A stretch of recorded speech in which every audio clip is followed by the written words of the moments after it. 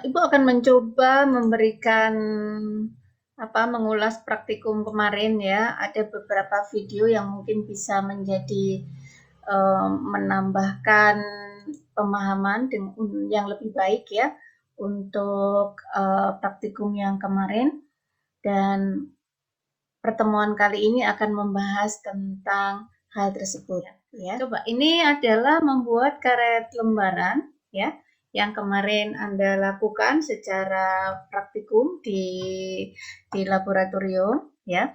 Dan ini di tingkat petani. Tentu ketika nanti di tingkat industri itu akan lebih besar lagi ininya ya, skalanya. Ini ya, silakan saksikan ya. Bisa terdengar suaranya? Terdengar, Bu. Oke, terima kasih Bayu.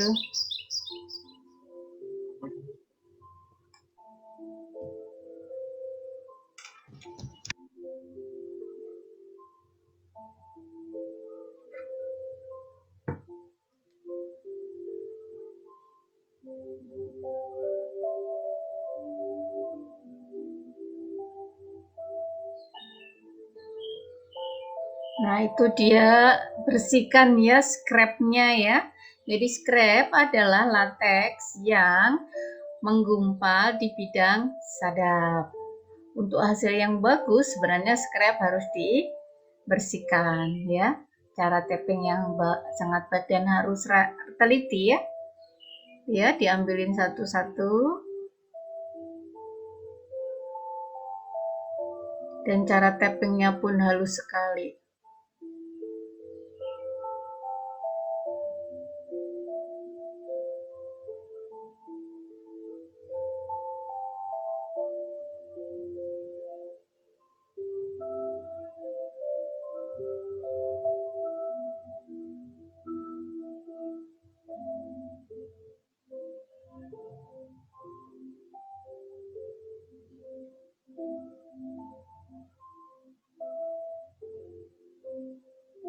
Mangkok sadap tidak boleh terbuat dari bahan logam yang korosif karena akan mengakibatkan prakoagulasi dari latex yang tidak diinginkan ya kalau mau dijadikan latex pekat. Kemudian latex dikumpulkan, disaring. Tapi latex yang kita gunakan kemarin itu adalah latex yang sudah jernih, yang sudah disaring oleh petani ya. Kita akan belinya di petani. Jadi dia sudah melakukan penyaringan dan pembuangan busa ya. Even misalnya untuk membuat karet lembaran, busa tidak diinginkan.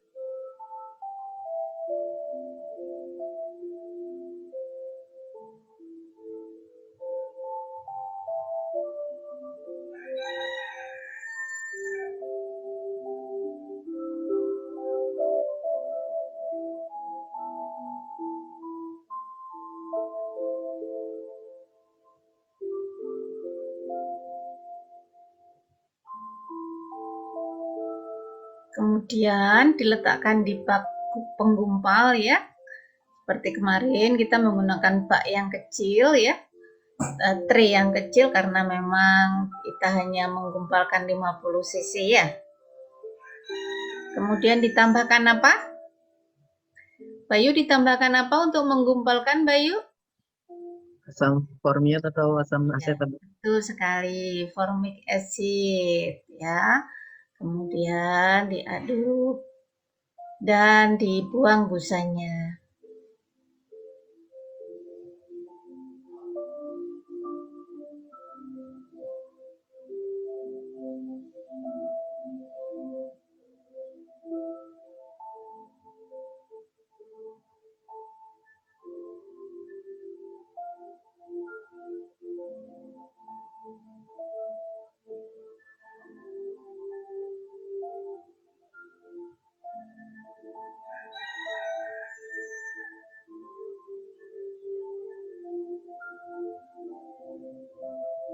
Demikian juga seterusnya ya. Jadi kalau mau membuat Lembar yang pertama, lembar yang kedua, dan seterusnya.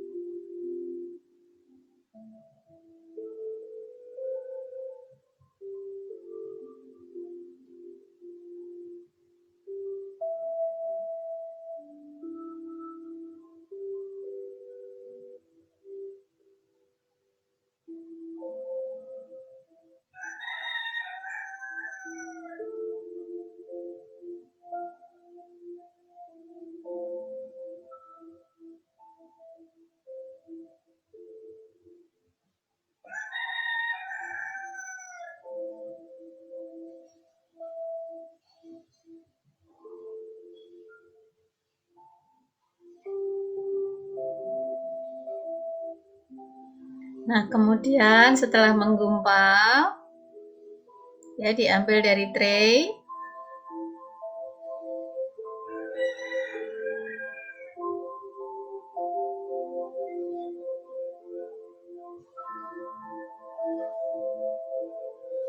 Kemudian digiling ya. Gilingan terdiri dari 2 roll, jadi sebenarnya adalah roll press ya mesinnya ya. Yang tentu digerakkan dengan motor. Bisa berbahan bakar bensin ataupun solar, dan juga bisa listrik ya. Nah, gap antara silinder itu harus dibesarkan. Pertama dibesarkan, kemudian dikecilkan ya, supaya mendapatkan lembaran yang tipis.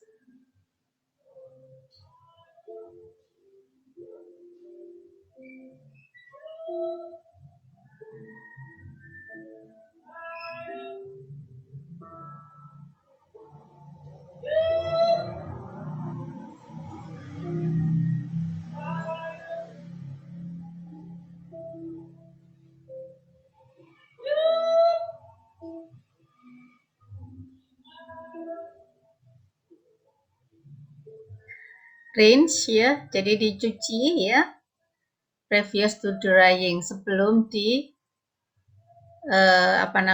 sebelum dijemur ya, karena sisa asam harus dihilangkan. Biasanya nanti sisa asam itu akan membuat dia kayak black spot gitu ya, kalau sudah kering.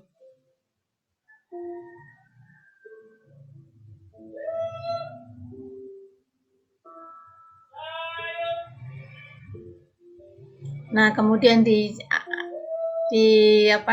dikeringkan ya. Sebenarnya bukan di sunlight direct ya, biasanya di shadowing ya. Jadi di keteduhan. Nah, lihat bagaimana warna karet berubah ya, yang dulunya putih bersih menjadi coklat. Nah, ini nanti yang harus kalian amati terhadap berat kehilangan bobot, kemudian warna ya, dan juga elastisitas. Oke, baik. Jadi itu kalau misalnya kemarin kurang jelas membuat lembarannya, tapi tampaknya kemarin sangat jelas ya, walaupun kita menggunakan penggiling yang kecil yang digunakan untuk membuat pastry ya, membuat lembaran adonan. Oke, tapi pada prinsipnya kalian mendapatkan bagaimana karet diproses menjadi bahan karet atau latek diproses menjadi karet lembaran. Baik, pertemuan kedua ini Ibu akan membahas tentang bagaimana membuat lateks pekat dan apa gunanya lateks pekat itu, kemudian teknologi apa yang digunakan di industri ya, dan kenapa lateks pekat itu diperlukan, dan juga bagaimana membuat keram rubber. Keram rubber itu berbeda dengan karet lembaran. Kalau karet lembaran tadi kan seperti itu ya, dibuat dengan digiling setelah dikumpalkan. Tapi kalau karet lembaran itu adalah karet keram rubber itu adalah karet remah ya, karet remah yang nanti dibentuk lembaran. Nanti diikuti saja slide-nya sehingga Anda paham bagaimana bedanya karet lembaran dengan keran rubber ya.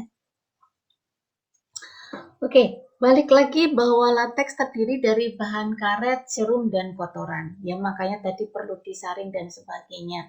Tentu pengolahan karet itu bisa di tingkat petani maupun di tingkat industri ya, atau pedagang pengumpul juga bisa melakukan itu ya. Nah, struktur kimia karet itu terdiri dari polimer yang dinamakan dengan poliisoprena yang merupakan monomernya adalah isoprena ya, dengan rantai karbon C5H8. Nah, susunannya adalah seperti ini ya. Jadi bagaimana isoprena itu tersusun rapi ya secara linier. Nah, susunan polimer yang secara linier ini menyebabkan bahwa polimer tersebut mempunyai elastisitas yang tinggi. Anda ingat kalau di dalam pelajaran bahan kemasan ada yang dinamakan low linear density ethylene atau LLDPE ya. Low linear density polyethylene. Jadi bagaimana linear itu membuat elastisitasnya cukup tinggi dibandingkan dengan high density ya. Jadi ada bukan linear ya, masih linear tapi high density. Tapi kalau misalnya nggak linear seperti PET gitu kan, itu mempunyai elastisitas yang cukup rendah ya. Jadi linearitas dari polimer itu menyebabkan karakteristik dari polimer itu bisa lebih elastis ya. Nah, sebelum membahas lateks pekat, Ibu akan memperkenalkan istilah-istilah di dalam teknologi karet ya. Lateks itu adalah, kalau lateks itu adalah hasil sadapan dari pohon karet yang bernama Hevea brasiliensis. Either itu biasanya bentuknya adalah liquid ya. Nah, jika mengalami koagulasi, prakoagulasi di dalam mangkok sadap seperti ini ya. Jadi mengalami koagulasi bisa dicegah kalau ditambahkan amonia ya atau antikoagulan. Nah, ketika menggumpal ya sebelum diproses ya, itu dinamakan dengan lam. Ya, lam adalah lateks yang rusak akibat prakoagulasi. Sedangkan lateks yang tidak mengalami koagulasi dinamakan dengan lateks segar. Ya, apakah ini dibuang? Enggak. Nanti ini yang digunakan untuk membuat keran rubber. Ya, kalau lateks segar itu tadi bisa dibuat untuk karet lembaran, ya, atau dibuat untuk lateks pekat. Ya, jadi karet lembaran tadi adalah berasal dari lateks kebun atau lateks segar atau lateks yang belum mengalami penggumpalan. Tetapi karet yang menggumpal seperti ini, ya, ini pun masih bisa dimanfaatkan atau masih diproses untuk menjadi karet remah. Ya. Nah, ini adalah cup lam atau lam ya, lam mangkok itu adalah lateks yang mengalami koagulasi di mangkok sadap. Ya. Nah, tadi ada juga yang mengalami koagulasi di bidang sadap. Ini yang dinamakan dengan scrap. Ya. Tadi kalau mau nyadap ini kan dibersihin tuh sama petaninya ya. Jadi ini namanya scrap. Nah, lam tanah adalah lateks yang jatuh ke tanah dan membeku. Ya, lateks yang jatuh ke tanah dan membeku disebut dengan lam tanah. Artinya bahwa sebenarnya lateks-lateks yang mengalami membeku itu disebut dengan lam ya. Baik membekunya di mangkok sadap atau di bidang sadap atau yang jatuh ke tanah. Nah, oleh petani biasanya itu tetap dijual ya, dijual. Oke, nah dijual untuk apa? Ya, jadi Ibu ingin memperkenalkan bahwa ada latex segar yang bentuknya masih liquid, ada juga latex yang sudah mengalami koagulasi, mengalami prakoagulasi. Ada dua, ya. Nah, latex segar yang masih liquid bisa diproses menjadi karet lembaran seperti pada video tadi dan juga bisa diproses menjadi latex pekat. Sedangkan karet yang mengalami koagulasi, ya, yang mengalami prakoagulasi itu akan diproses menjadi kram rubber yang akan Ibu jelaskan di sini, ya. Jadi bahan olahan karet itu ada latex kebun yang masih segar, ya. Ada sheet angin yang diproses dari latex kebun, bentuknya sheet, ya, bentuknya lembaran. Kenapa disebut sheet angin? Itu sebenarnya adalah ada patternnya saja di dalam silinder. Kalau silindernya itu diberi pola, ya, diberi bunga-bunga atau diberi kalau tadi kan di video dia garis-garis, itu namanya sheet angin. Ya, ada slab tipis. Slab itu lembaran yang lebih tebal, ya. Kalau sheet itu kira-kira ketebalannya itu sekitar maksimal 6 mili kalau nggak salah ya, 0,6 cm itu disebut sheet. Lebih dari itu, sama sebenarnya adalah lembaran tetapi lebih tebal. Itu namanya slab, ya.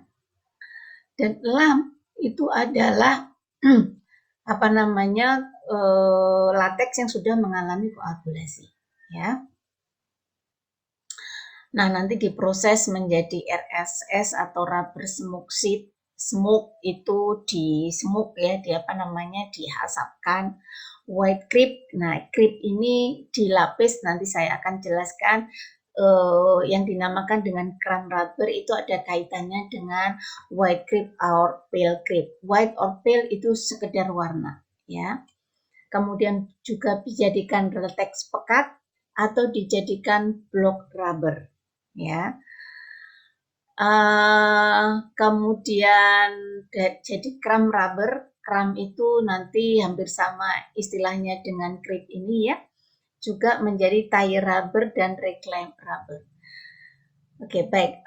Ibu akan mulai menjelaskan bagaimana membuat latex pekat, ya. Latex pekat. Latex pekat itu merupakan bahan raw material dari produk-produk yang sifatnya harus tipis dan elastis, ya. Produk-produk yang mempunyai sifat seperti itu tidak bisa dibuat dari latex yang sudah mengalami koagulasi, ya. Latex pekat adalah jenis karet yang berbentuk cairan pekat, tidak berbentuk lembaran atau padatan lainnya. Latex pekat banyak digunakan untuk membuat bahan-bahan karet yang tipis dan bermutu tinggi. Contohnya adalah ini, ya. Nanti kalau misalnya ketemu yang tipis dan sangat elastis kayak misalnya karet yang digunakan untuk fashion itu ya, untuk baju atau untuk celana ya, itu kan harus elastisitasnya tinggi ya. Untuk ketapel itu kan elastisitasnya tinggi, berarti pasti itu dibuat dari latex pekat, ya. Nah, bagaimana latex pekat itu bisa digunakan untuk membuat bahan-bahan yang mempunyai elastisitas tinggi seperti balon. Coba yang ini sekarang, glove, rubber glove. It was an American nurse's sensitivity to an antiseptic that led to the development of medical rubber gloves. The year was 1890, and the hospital was Johns Hopkins in Baltimore. Sympathetic to the nurse's plight, the chief of surgery asked the rubber company to develop protective gloves. Lihat ya, bagaimana glove dibuat. Rubber gloves to stop the spread of germs and save lives. To make them, they need a lot of hands. Nah, ini ya cetakannya begini. They'll serve as molds. Ya, ini cetakannya They dicuci need dulu. to remove residue from the last rubber glove production. So they do a thorough washing in soapy water.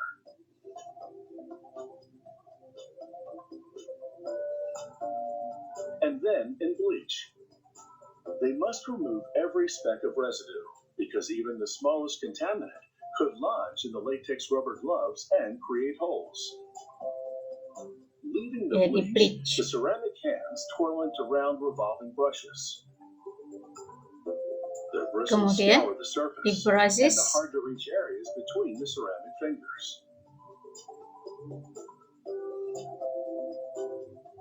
After this thorough scrubbing, the hand molds dive into a tub of hot water.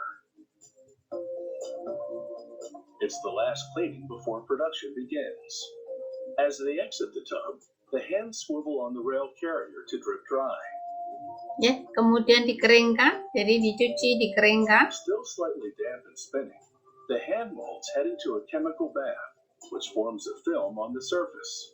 It's Ya, a critical ini coating because liquid dibuat rubber won't adhere to koagulan. bare Dia ceramic, dicelupkan but ke it will koagulan. Ya, di cover koagulan supaya The nanti ceramic lateksnya. now reach into warm liquid rubber, which has been enhanced for Nah, extra strength. kemudian The liquid dicelupkan rubber pada reacts with liquid the chemical rubber coating on the atau hands latex and pekat tadi becomes ya. gel-like.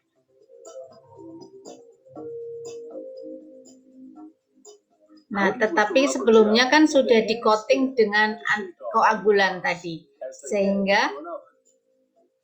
lateks segarnya yang dicelupin ke cetakan akan menjadi terkoagulasi, baru kemudian dikeringkan. That makes rubber stronger and elastic. After a wash and dry, the gloves spin through brushes, which roll up the cuffs. This cuff roll, called the bead, has a specific purpose. It makes it easier Nah, to pull kemudian the rubber ujungnya glove off the mold. digulung. Ya, ujungnya digulung. Workers grab the gloves by the beads to peel them off the ceramic forms. These particular medical gloves were molded from synthetic rubber for people who can't wear natural latex rubber due to allergies. These synthetic rubber gloves are a bit stickier than the natural latex ones, and they must be removed by hand. However, the natural latex gloves come off much more easily. Bursts of pressurized air blow these gloves off the ceramic forms. At a test station, a worker now stretches and inflates each medical glove to check for weak spots and holes. Even a pinhole leak would be cause for rejection. Next, they take a sample glove from every batch and pump water into it, again checking for leaks. If the sample Ini cara glove ngecek is watertight, quality ya, they improve the either entire dengan batch for udara dan dengan air. They color code gloves for strength. These orange cleaning gloves are thick and reusable. Others, like the medical gloves, are for limited use and disposable. Each rubber formulation is customized for color, strength, and other characteristics. It has taken a lot of fake hands and real ones to make rubber gloves, and it all happens very fast. They manufacture 200 rubber gloves a minute at this factory. That's about 12,000 gloves per hour. They pack them up in batches of 100. A cornstarch solution applied earlier keeps them from sticking together in the box. Later, that starch will also act as a lubricant to allow Nah, the gloves biasanya to slide ditambah easily starch off the ya, hands. ditambahkan starch powder atau pati ya. These rubber gloves are ready to protect the public. Pati untuk tidak lengket satu dengan yang lain ya. Jadi itu gunanya latex pekat ya, untuk produk-produk yang tipis dengan elastisitas yang tinggi. Baik, nah latex pekat itu merupakan produk premium dari seluruh bahan karet ya, karena biasanya dibutuhkannya sangat sedikit ya, tetapi penting ya. Selain itu juga sebenarnya ada produk karet yang lain, yaitu karet lembaran ya, yang disebut dengan rubber smoke sheet ya. dan juga technically specified rubber. Technically specified rubber adalah rubber dengan spesifikasi tertentu, misalnya digunakan untuk membuat produk-produk yang lebih spesifik, ya. Nah, di dalam lateks pekat, lateks kebun yang mempunyai kadar karet kering 25-40% itu dipekatkan hingga kadar karet keringnya mencapai lebih dari 60%. Dengan cara apa pemekatan itu? Pemekatan artinya adalah menghilangkan air, ya, menghilangkan air. Nah, di dalam praktikum kemarin kalian menambahkan emulsifier agar bahan karet itu tetap dalam bentuk liquid, tetapi air itu lebih terpisah. Jadi bukan menggumpal, tetapi menyatu antara satu dengan yang lain, ya. Tapi bentuknya masih fasa cair. Nah, sebenarnya prinsip pembuatan lateks pekat adalah perbedaan berat jenis antara partikel karet dan serum. Karena partikel karet itu BJ-nya kurang dari 1 dan serum itu isinya air dan kotoran, itu BJ-nya lebih besar dari 1, maka dia akan terpisah, ya. Bahan karet akan naik ke atas.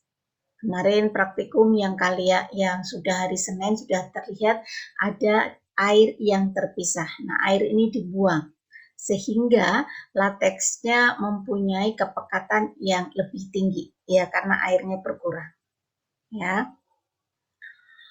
Nah, beberapa cara sebenarnya kalau cara dengan emulsifier atau didiamkan saja atau disebut dengan pendadihan, ya, atau decanting itu lama. Jadi artinya itu dibiarkan saja itu cukup lama. Maka ada beberapa cara lain yang lebih cepat, yaitu disebut dengan sentrifugasi. Nanti in the end dinamakan dengan centrifugate latex, ya. Jadi lateks pekat yang dibuat dengan metode sentrifugasi. Dan juga adalah penguapan, biasanya dilakukan dengan oven vakum. Kenapa harus menggunakan vakum? Karena lateks tidak boleh terkena panas yang terlalu tinggi. Kalau panasnya tinggi maka warnanya akan berubah, ya. Jadi kalau menggunakan bukan oven vakum. Jadi vakum akan menurunkan titik didih dari atau titik uap dari air, ya. Dan sehingga kita bisa menguapkan air pada temperatur yang rendah. Atau elektrodekantasi, jadi kita menggunakan charge atau muatan untuk memisahkan bahan serum dari karet, ya. Nah, namun demikian yang paling sering adalah sentrifugasi dan pendadihan. Pendadihan kan cukup pendadihan itu tuh dibiarkan saja, ya, atau nanti later kita bilang decanting. Decanting itu juga seperti itu, ya, dibiarkan saja atau settling, ya. Kalau kalian memisahkan kalau membuat bioenergi atau biosolar dari minyak sayur, ya, nanti kan akan ada endapan, namanya settling. Di teknologi gula, nira yang dipekatkan atau nira yang dipisahkan dimurnikan dari bahan pengotor namanya settling. Nah, di sini namanya pendadihan, ya, hampir sama, atau decanting atau settling, ya. Oke, jadi ada dua cara yang lebih komersial yang dipakai di industri. Itu sentrifugasi, biasanya industri yang melakukan karena kita memerlukan alat sentrifuge, dan pendadihan itu dilakukan di tingkat petani, ya. Bagaimana pendadihan itu dilakukan, ya? Nah, lateks yang tadi, yang lateks pekat yang diperoleh dari proses sentrifugasi disebut centrifugated latex. Sedangkan lateks pekat yang diperoleh dari proses pendadian atau decanting disebut dengan cream latex, ya. Nah, bedanya apa? Pendadihan itu Anda akan membuat krim. Krim itu ya kayak krim ya. Jadi dia tidak disperse sempurna di dalam serumnya ya. Tapi kalau centrifuge itu lebih fine, lebih halus ya. Karena dia kan disentrifuge, diputar sehingga airnya akan terlempar keluar. Itu hampir sama dengan kamu mengeringkan baju di mesin cuci ya dengan spinning. Jadi diputar, maka air akan terlempar keluar ya dengan gaya sentrifugal. Ya. Jadi ada pendadihan dan ada centrifugated latex. Tentu yang sentrifugasi itu akan lebih lembut hasilnya, ya. Nah,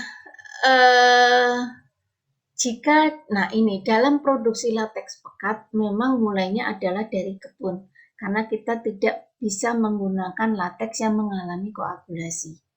Sehingga apa yang harus dilakukan adalah menambahkan bahan antikoagulan di setiap mangkok sadap. Ya, ditambahkan bahan antikoagulan di setiap mangkok sadap. Baru kemudian diproses, baik itu mau didadihkan atau disettlingkan dengan atau disentrifugasi. Gitu ya. Nah, makanya zat antikoagulan ditambahkan supaya tidak mengalami prakoagulasi. Ya. Nah, ini cara membuat lateks jadi ya. Amonia diteteskan atau ditambahkan ke lateks kebun. Ya. Kemudian dibuat amonium alginat atau CMC. Kita kemarin menggunakan CMC ya dengan berbagai konsentrasi. Supaya apa? Supaya ada perbedaan.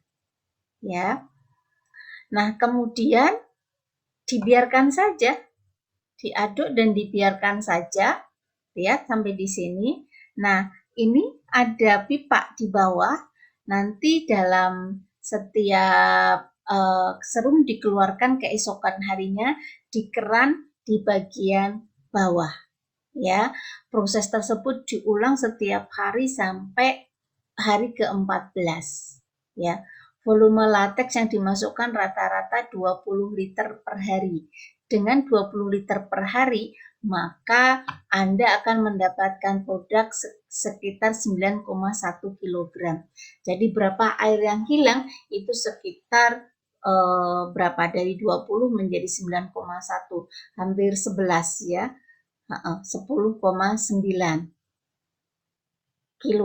liter air yang bisa dihilangkan ya. Jadi hampir separuhnya kita kehilangan. Itu. Jadi airnya nanti jatuh ke bawah, bahan karetnya atau creamy dadenya di atas dan dikeluarkan di keran sehingga lateks menjadi lebih pekat. Ya. Nah, ini kalau centrifugated latex ya di industri. Latex diputar dengan gaya sentrifugal menggunakan centrifuge. Ya. Ini alatnya, di dalamnya adalah centrifuge ya.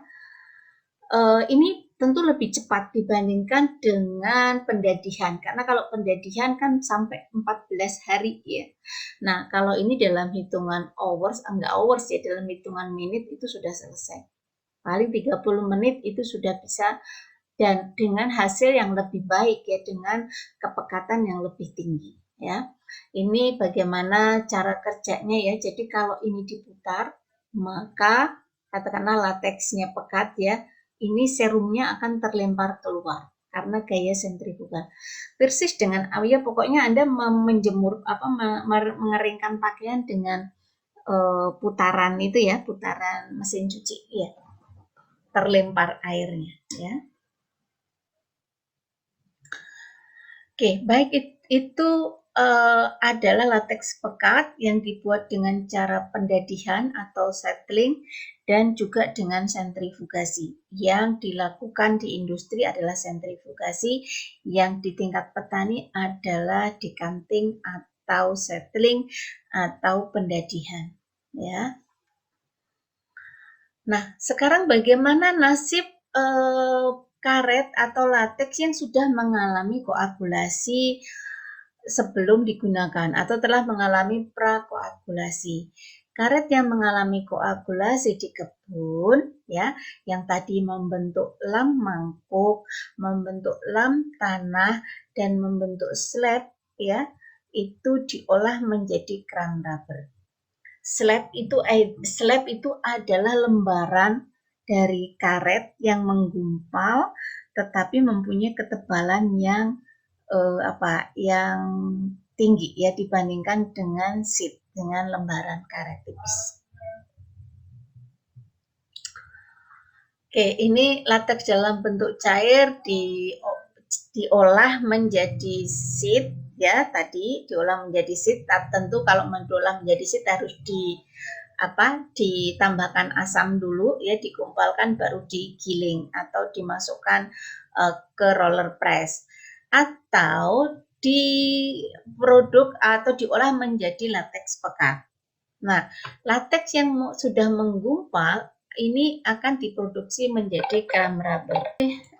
Lateks yang sudah menggumpal di mangkok sadap atau mengalami prakoagulasi, kita akan rubah menjadi lateks jadi kram rubber, ya. Kram itu diremah.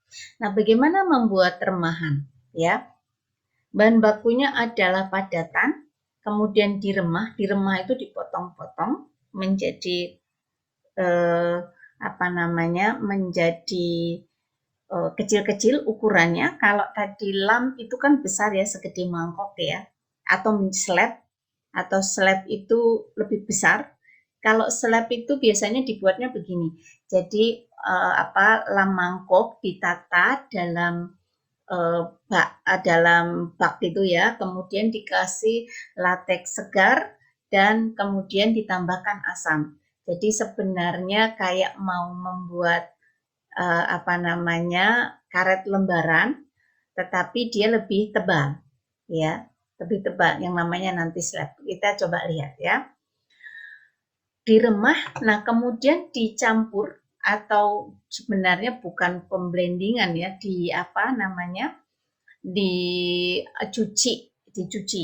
dicuci, kemudian dikeringkan dan kemudian digiling dalam digiling yang dinamakan dengan krip. Krip itu adalah membentuk lapisan-lapisan. Lebih jelasnya adalah begini. Ada cup lam, ada slab, ya. Kalau ini adalah cup lam, ya. Ini adalah slab. Slab itu adalah bahan karet lateks yang sudah terkoagulasi tapi bentuknya lebih besar, ya. Biasanya petani itu ditaruh di mana bak misalnya, ya, kemudian dia menggumpal, itu namanya slab, ya. Tetapi kalau ini namanya lam, cup lam, ya.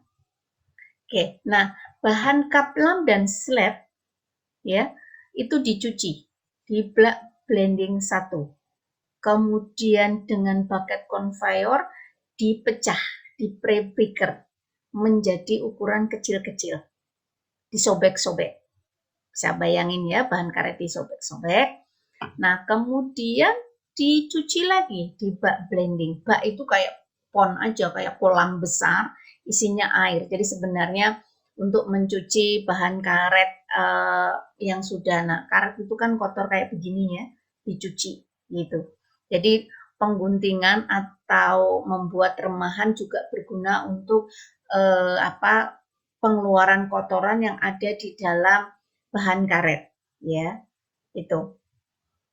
Nah, kemudian setelah bak blending 2, maka dipukul-pukul, ya. Jadi tadi remahan bahan karet yang kecil-kecil itu dipukul-pukul, gunanya sebenarnya untuk membuat pemipihan, ya, pemipihan, dan juga untuk mengeluarkan bahan-bahan kontaminan yang ada di dalam bahan karet yang sudah menggumpal tadi. Jadi kalau ada kayu di dalamnya gitu bisa keluar ya karena dipukul-pukul. Nah, setelah itu dicuci lagi ya untuk memisahkan kotoran, baru kemudian dikrip atau digiling. Jadi bayangkan eh, apa bukan lembaran, remahan karet yang berbentuk gepeng-gepeng tadi digiling. Jadi kan akhirnya kan membuat lembaran tapi kan saling stick each other gitu ya, saling lengket satu dengan yang lain antara remahan-remahan itu ya. Oke, baik, sudah tahu bahwa ini adalah kaplam bahannya ini ya. Kemudian ada slab ya. Ada slab menggumpal, baik itu menggumpal secara sengaja maupun tidak sengaja ya. Ukurannya besar-besar seperti ini. Ini adalah slab namanya. Nah, dua bahan tadi ya itu adalah digunakan sebagai bahan membuat crumb rubber atau karet remah ya. Nah, perbandingan antara slab dan lam itu akan menentukan dari kualitas crumb rubber yang diproduksi. Biasanya kaplam itu jauh lebih baik dibandingkan dengan slab. Kenapa? Kalau slab itu bisa saja bahan tambahan yang lain ya, serasah, daun dan segala macam kontaminan bisa ditambahkan. Karena ini kan sengaja dipekatkan kalau misalnya di dalam ember gitu. Kalau kaplam itu kan memang dia menggumpal di mangkuknya ya. Kalau ini biasanya petani sengaja menggumpalkan. Nah, ini sangat rawan untuk ditambahkan bahan-bahan kontaminan sebagai penambah berat. Ya, makanya kenapa kalau di pabrik pengolahan yang dihitung adalah bahan karet kering. Ya. Nah, kemudian slab dan lam itu ditimbang, itu ya diperiksa kadar karet keringnya untuk mengetahui berat kering yang diterima oleh pabrik. Nah, ini adalah jembatan timbang di industri pengolahan karet ya. Kalau di sini pengolahan karet tidak ada ya, hanya itu di daerah Jambi, kemudian Palembang juga ada ya. Harusnya Bogor itu banyak dijadikannya karet pekat kayak kemarin kita dapat bahan karet itu dari Ciamas ya, tapi dijadikannya karet pekat nggak karet remah ya. Nah ini ya loading ya ditaruh di dalam stasiun penerimaan ya. Nah bentuknya adalah seperti ini. Nah kemudian disortir ya, disortir tentu yang terlihat apakah itu pecahan mangkok, mungkin ada logam, kayu dan lain-lain, tetapi di luar ya, yang di luar, bukan yang di dalam gumpalannya. Nah, dalam gumpalannya tentu perlu perlu dibersihkan yaitu dengan cara dicuci di dalam pond besar gitu ya. Jadi kolam besar yang diisi air yang kemudian slab dan kaplamnya dicampur. Pertama tentu untuk membersihkan bahan karet yang sudah menggumpal dan juga untuk menghomogenisasikan antara slab dan kaplam ya, sehingga bentuknya adalah seperti ini. Jadi masih besar-besar ya. Nah, ini kemudian dibawa oleh bucket conveyor ke pre-breaker. Jadi diremah-remah menjadi ukuran kecil-kecil. Jadi kalau misalnya gini, apabila ukuran sebelumnya seukuran bantal tidur, maka setelah lewat dari pre-breaker ukurannya menjadi seukuran jempol kaki, gitu ya.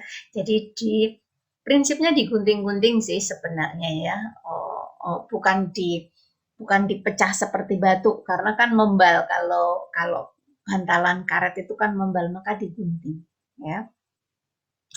Nah, setelah kecil-kecil maka diangkut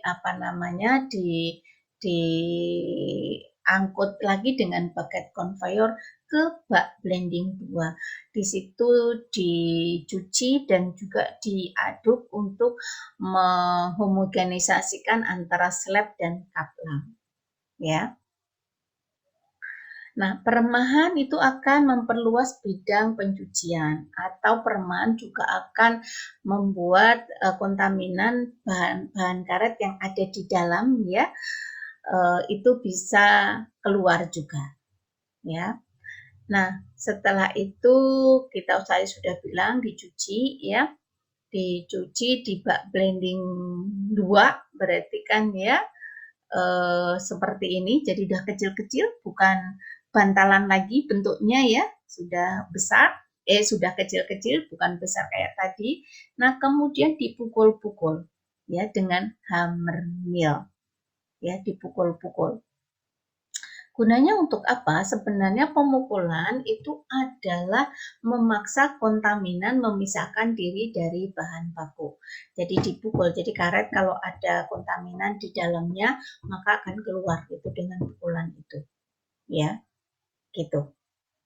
Nah, setelah itu dicuci lagi ya, dicuci lagi di bak blending 3 ya untuk mengurangi kontaminan. Jadi kontaminan yang sudah keluar itu karetnya direndam, tentunya kontaminannya akan mengendap di bawah karena viskositasnya tinggi, sedangkan bahan karet akan mengapung.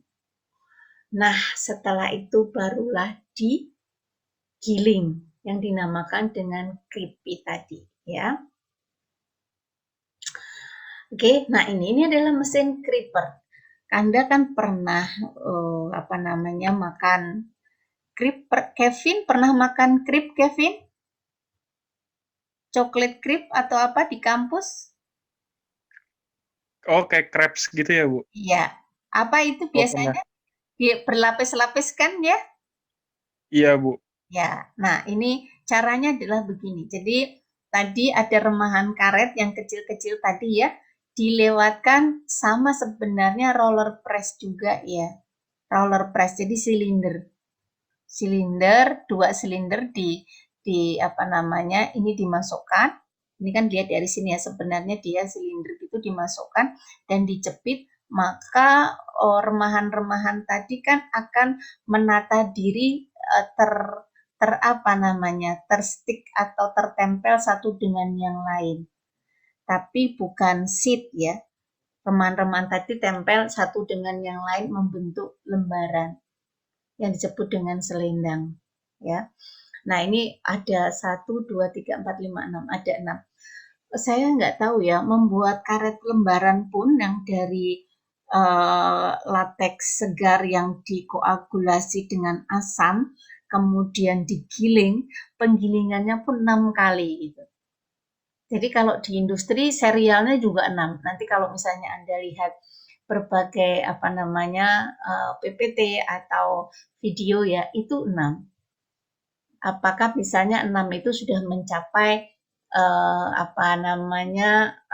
ketipisan yang diinginkan ya. Nah, setelah itu digulung ya sekitar 60 cm ya. Jadi dipotong, digulung 60 cm, kemudian disimpan di gudang yang disebut dengan maturasi atau aging atau curing ya. Di dalam proses-proses pengolahan ada istilahnya aging, ada istilahnya curing ya. Aging itu penuaan. Penuaan itu misalnya kayak kalian membuat keju itu namanya aging mereka. Kalau curing itu misalnya diperam ditambah etilen ya, kalau buah itu namanya curing tapi bukan aging. Kalau ini namanya maturasi, tapi intinya adalah dibiarkan untuk tujuan tertentu ya. Nah, tujuannya apa maturasi ini? Tentu untuk mengurangi kadar air sebenarnya. Ya, mengurangi kadar air yang tadi mungkin sempat dicuci ya, sehingga dengan maturasi ini kadar airnya akan berkurang karena menguap. Ya. Oke, ada penggilingan. Nah, ini proses saling tindih ini memaksa remahan karet untuk menjadi satu bagian yang akhirnya membentuk lembaran. Ya, membentuk sheet, tapi berbeda dengan lembaran tipis yang menyatu ya. Tapi ini adalah remahan karet yang saling tumpang tindih, ya. Nah, sama seperti membuat rubber sheet, bahwa roll gilingan itu bisa bermotif, ya, bermotif, ya, agar pemerasan karet menjadi satu kesatuan menjadi lebih baik, ya. Penggilingan dilakukan berulang-ulang untuk mendapatkan hasil yang homogen. Nah, kemudian saya mau ke sini. Nah, lembaran itu kurang lebih 60 cm dengan ketebalan 6-7 mili, ya. Hampir sama dengan lembaran tipis karet atau rubber sheet, ya, itu sekitar 6-7 mili.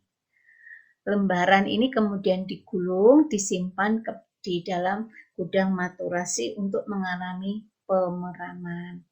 Satu buah gulungan itu bisa beratnya kurang dari 24 kilo, ya, yang disebut dengan blanket atau selimut. Jadi ini tadi disebut blanket, ya, ini blanket, selimut. Kemudian dimaturasi sehingga kadar airnya tinggal 70%. Emang nggak banyak, ya, karena kan nggak mengalami pengeringan, ya, nggak dijemur. Kenapa nggak dijemur? Karena sebenarnya untuk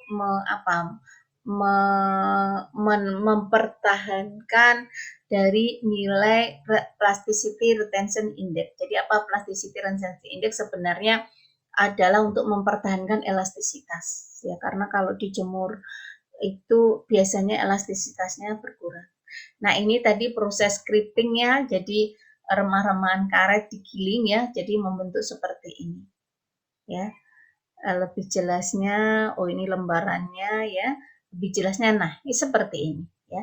Jadi berbeda dengan lembar tipis karet atau disebut dengan rib sheet atau rib smoke sheet atau rubber smoke sheet, ya, itu crumb rubber, ya, itu atau creep, ya, creep karena alatnya disebut creeper, ya, itu mempunyai penampakan seperti ini, yaitu remah-remahan karet yang digiling membentuk lembaran, ya. Nah, ini dibawa ke gudang maturasi itu 6-8 hari, ya. Sebenarnya maturasi itu digunakan untuk menghilangkan air, ya. Nah, bisa juga menggunakan oven, ya, atau dryer, tetapi biasanya tidak diinginkan sih karena warnanya akan menjadi black spot gitu, ya, terjadinya cacat gitu, ya. Penambahan umur maturasi akan berpengaruh kepada kebutuhan luas gudang maturasi, ya. Oke, apalagi kondisi ruang maturasi harus beraerasi yang cukup baik, ya, karena kita kan mau menghilangkan air dari blanket sehingga aerasinya harus bagus, ya. Nah, ini seperti ini di gudang, ya. Nah, ini tujuan utamanya adalah mengurangi kadar air dalam blanket, tetapi tetap mempertahankan nilai plastic retention index, ya. Plastic retention index itu sebenarnya adalah seberapa besar plastisitas dari bahan itu, indeks antara plastisitas dari bahan awal kemudian jadi awalnya berapa, harusnya awalnya misalnya elongasinya berapa. Elasticity kan itu bisa dihitung dengan elongasi, ya, kalau Anda praktikum di bahan pengemasan. Jadi elongasi awal, kemudian bahan tersebut dipanaskan pada suhu 120 derajat Celcius selama 30 menit dan kemudian dihitung lagi elastisitasnya, ya, elongasinya. Nah, nanti berapa setelah dipanaskan dibagi dengan berapa awal itu disebut dengan plasticity retention index, ya. Nah, tentu ketika PRI-nya makin tinggi akan makin bagus, ya. Artinya karet mempunyai plastisitas yang baik walaupun dipanaskan pada suhu 140 derajat Celcius selama 30 menit, ya. Oke, nilainya harus menunjukkan 80%, itu menunjukkan bahwa ketahanan karet mentah terhadap oksidasi adalah bagus. Nilai PRI dapat diperkirakan mudah tidaknya karet menjadi lunak dan lengket jika lama disimpan atau dipanaskan. Ya, sama dengan kalau kalian membuat ban, lama-lama ban itu kan juga aus ya, atau karet itu lama-lama lunak gitu. Nah, PRI ini yang menunjukkan apakah bahan karet itu lunak secara cepat atau secara lambat, ya. Baik, nah bagaimana kualitas rubber? Nah, tadi ada crumb rubber, ada sheet rubber ya. Biasanya spesifikasi standar itu ditulis dengan standar Indonesian rubber. Standar Indonesian rubber. Angka di belakangnya standar ini itu merupakan berapa kontaminan yang ada di dalam produk. Jadi kalau misalnya crumb rubber ya, atau white pill rubber gitu kan, atau sheet rubber yang memenuhi standar SIR 5, artinya bahan tersebut hanya mempunyai kontaminan sebanyak 5%. Ya, gitu. Jadi angka belakang ini adalah kontaminan. Tentu makin besar artinya makin besar juga kontaminannya, ya, gitu. Nah, Ibu ingin menjelaskan selain crumb rubber, ya, dalam mangkok dan juga slab bisa diproses menjadi block rubber.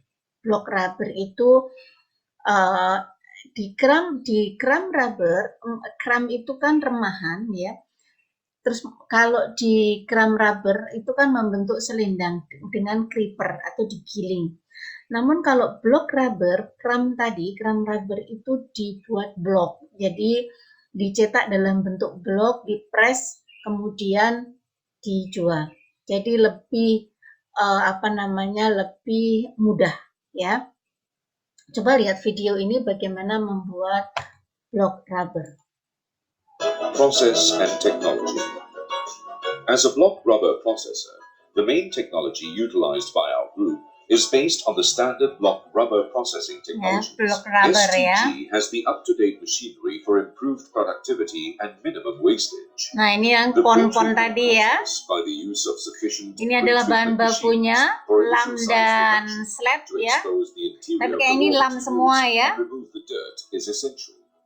The cleaning pools of water with stirrers for each size reduction machine help to settle the dirt and also provide dan good juga blending dikecilin ukurannya.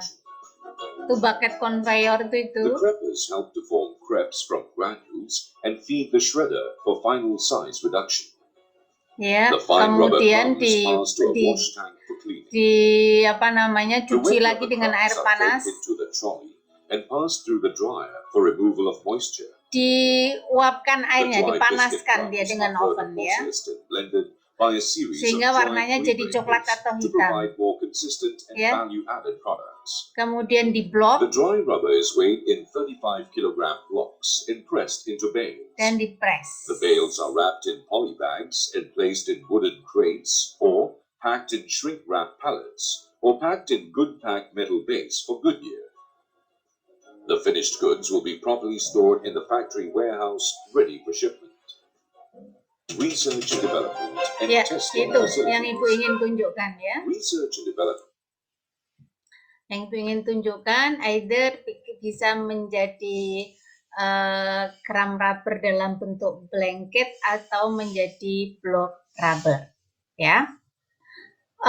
Rasanya itu materi hari ini yang bisa Ibu share ke kalian, apa namanya, tentang pembuatan produk intermediate dari latex untuk membuat latex pekat yang dimanfaatkan untuk membuat produk-produk yang harus mempunyai elastisitas tinggi dan juga tipis, dan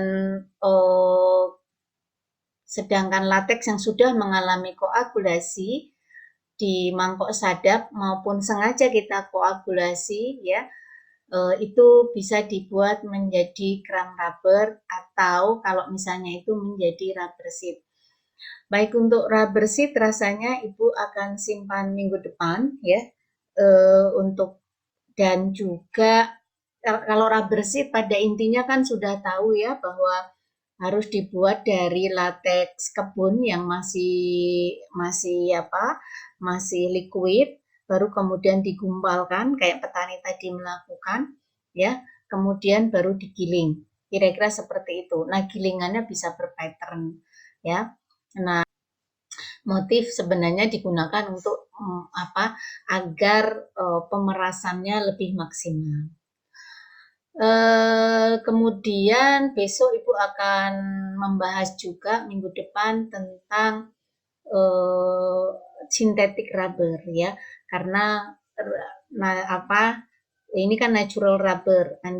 Natural rubber adalah bahan karet yang diperoleh dari latex ya, yang diproduksi dari pohon karet atau Hevea brasiliensis.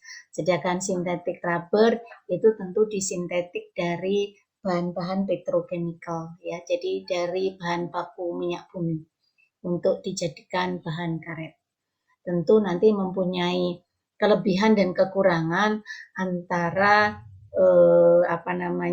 karet natural rubber dan synthetic rubber. Baik, itu kuliah yang hari ini ya, jadi tentang latex pekat dan lembaran karet, tapi sedikit. Besok saya ulas lagi lembaran karet ya. Kalau ada videonya akan sangat bagus, tetapi pada prinsipnya kan Anda sudah paham ya. Ditambah synthetic rubber, mungkin akan saya bawa Anda ke synthetic rubber ya. Saya tutup pertemuan kali ini. Assalamualaikum warahmatullahi wabarakatuh. Waalaikumsalam. Waalaikumsalam warahmatullahi wabarakatuh. Terima kasih, Bu. Thank you, Jangan ma'am. lupa absen ya. Thank you, Ma'am Endang. Saya pengen lihat wajah kalian kayak apa sih, coba. Kalau di rumah itu kayak apa? Apa belum mandi? Oh, Hidayat cakep juga ya, Ilham ya. Ilham udah mandi, Ham? Belum, Bu. Belum. Kita bikin foto aja yuk. Coba bukain semua kamera kalian. Boleh dong. Yuk kita foto sesekali ya. Oke, Bu. Yang ada di sini. Ganteng-ganteng gitu loh ya. Tapi udah pada makan pasti deh. Sudah? Sudah, Bu. Berapa kali kalau di rumah makan? 4 kali sehari. Semaunya, Bu. Nanti kamu gembul semua balik ke kampus ya. Asmar, kenapa kamu gondrong sekali rambutnya? Belum cukur, Bu. Jadi curly begitu, jadi begitu ya rambutnya. Jadi kalian kayaknya lucu-lucu deh datang ke kampus ya. Ibu belum selesai motret, belum selesai. Coba pose terbaikmu, senyum. Oke, saya potret ya, walaupun cuma sedikit ya. Ya, cuman Saiful, Aspar, Noval, Cornelius, yang lain sleeping. 2, oke, 2 masih sama. Ya, oke, terima kasih. Sebagai saya punya ini sekalian gitu ya. Yang berubah pada kalian apa selama 1 tahun lockdown? Berat badan? Berat badan pasti, Bu. Pasti, Bu, berat badan, Bu. Jadi sebelum ke kampus exercise dulu ya. Nanti kalian, atau nggak apa-apa juga nanti di kampus juga kalian suka kelaparan.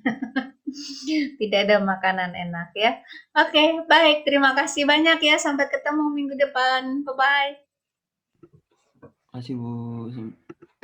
Sama-sama.